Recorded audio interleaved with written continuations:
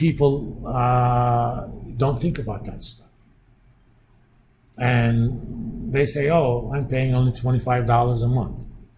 That number is designed so that you don't think about it, but you're also less likely to pay off that balance when the time comes. I have an item on my calendar that says 1 month before it expires, pay that amount, okay? It's gonna remind me because I know I'm gonna forget. In fact, now I'm using US Bank. I'm gonna put a scheduled payment to my US bank account. It's gonna go exactly on that date. But there are these behaviors. You know about these behaviors. So you can actually take advantage of them. Again, that may sound unethical, but you're not putting a gun to anybody's head. They didn't have to do it. You know, one time, this was years ago, I had just gotten my tenure track job here. So knowing that I'm gonna have, reliable income for a long period of time, we moved into a bigger house. So we got some new furniture. My kids were also starting to grow up. I don't remember the number now, but let's say something around $5,000. This was before the crash in 2008. Interest rates were relatively high. And the guy said, oh, it's same as cash, 48 months, no interest, no payments. I don't even have to make any payments for 48 months. And I made a calculation. I said, I'll pay you $3,500 cash right now. He said, no, we can't do it. I said, why not? You guys have to finance yourself. And, I know the interest rates. I just made the calculation. The present value for them is probably $3,200 or so. So I offered him $35. He says, well, we can't do it. I said, then I'm not doing business with you. They called 2 days later and, we did the business. But that whole business relies on the fact that people do not use these things. People do not opt out of things. Years ago, when 401k stuff started, you had to opt into being in a 401k. Okay? Now you have to opt out of them legally. People, basically, company said, if you put in 5% of your own money, I'm going to match it with another 5%. 100% match, right? But the thing was, you had to opt in. You had to say, I want to do that. And research showed that people were a lot less likely to opt in. But if you were in by default, if you didn't want to be in, you had to explicitly opt out. Participation rates went sky high. You need to know behavior of people. Again, this depends on, what type of business you do. The marketing is not just about coming up with a price. Coming up with schemes to make sure that people buy your stuff or pay for your services. If they're not doing it, that's their problem. If somebody complains that, oh, suddenly my payments went from $25 to $100. I heard a lot of people complaining about adjustable rate mortgages back before the crash. After 9/11, interest rates were kind of down.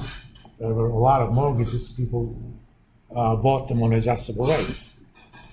But as the economy started doing better, interest rates started going up, and of course these rates went up. The way adjustable rate mortgages payments are calculated, based on the current rate, they calculate what would have been the payment on a, let's say, 30-year mortgage. Example, Let's do it on Excel and let's kind of finish up with this.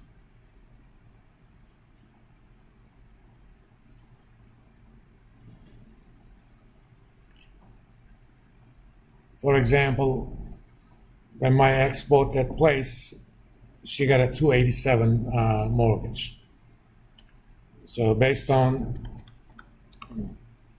2.87% divided by 12 for 360.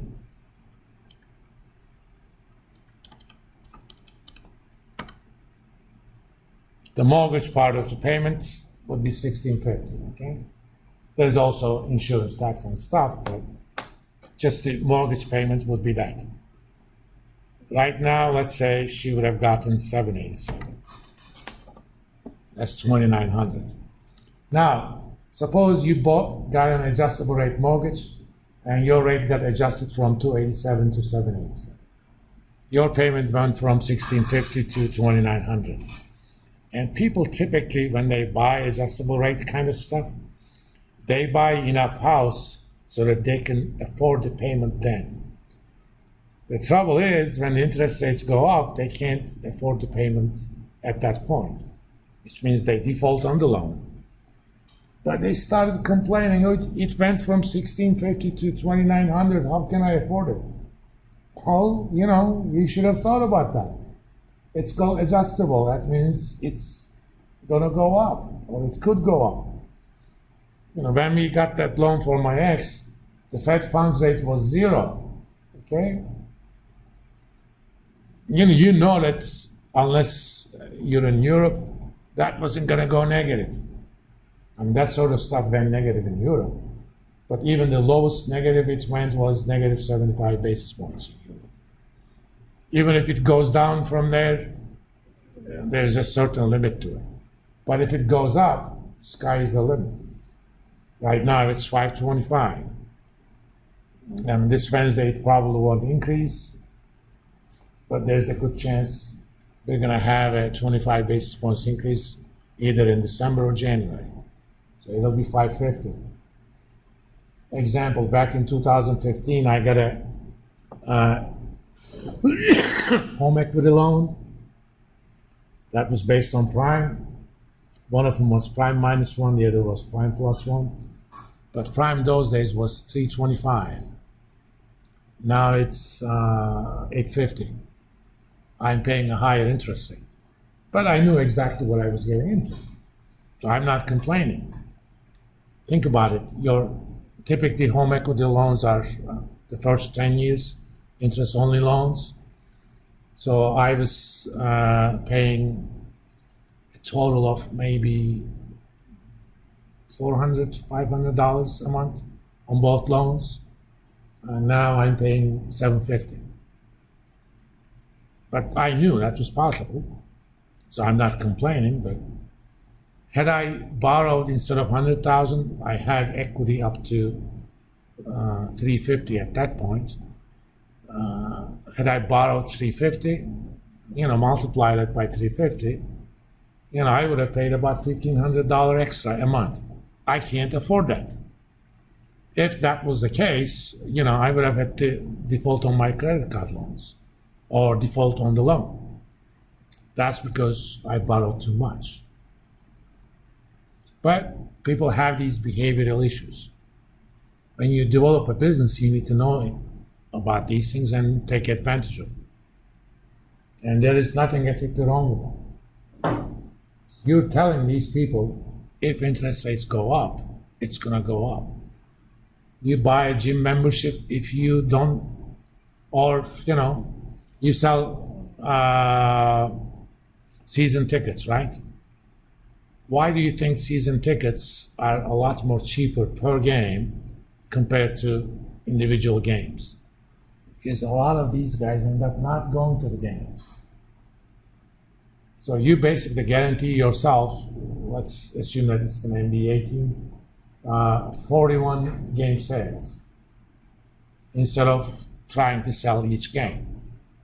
Certain games you can sell them. In baseball, any team that plays Red Sox or Yankees, that game is going to be sold out, regardless of how well they're doing. But think about Cincinnati Reds. Yeah. If they're not playing Dodgers or Yankees or Red Sox, let's say they're playing Padres. How likely the Padres game is going to be sold out? But if I'm selling season tickets, I'll get that revenue. I mean, I used to have season tickets in soccer back in Turkey. I didn't go half of the games because something comes up, you can't go, even though I'm a big fan. I usually gave it to my brother and stuff, but, I pay that whole thing up front. Up front, I knew exactly how much I was getting as the team. So that sort of stuff matters. Anyway, I'll see you guys Wednesday. With your group, start talking about those surveys and thinking about what sort of revenues, sales you can get. Think about the technical structure of the income statement other than sales. So let's have a conversation about those. All right? I'll see you guys Wednesday.